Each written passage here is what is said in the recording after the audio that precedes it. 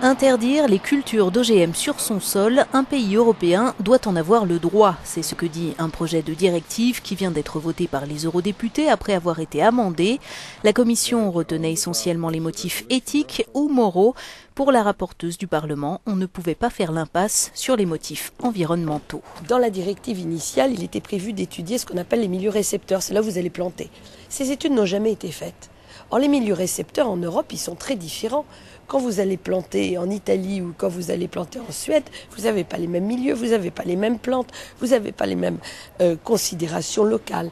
Et par voie de conséquence, ma proposition est de prendre en compte ce type de considérations qui ne peuvent pas être évaluées pour toute l'Europe. Mais interdire les cultures au niveau national, est-ce vraiment la solution? Exemple en Belgique, où la Wallonie est anti-OGM et la Flandre plus favorable. Ce chercheur nous a ouvert les grilles du seul champ de pommes de terre transgéniques du pays côté flamand. Un champ expérimental. La variété étudiée est censée se passer de fongicides. Mais les anti-OGM crient au danger et fin mai, le champ a été pris d'assaut. Pour Marc Delouz, la hantise de la contamination n'a pas lieu d'être.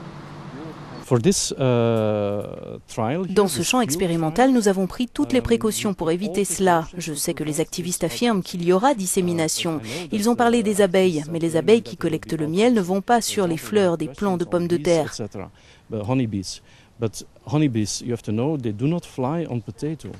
Et pour le maïs, exclut-il aussi les risques de dissémination ?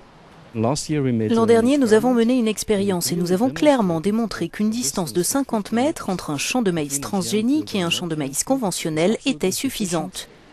Côté wallon, la distance exigée est de 600 mètres, 12 fois plus. Si un jour cette pomme de terre arrive sur le marché belge, c'est à l'alimentation humaine qu'elle sera destinée. Alors question, la sacro-sainte frite avec ou sans OGM?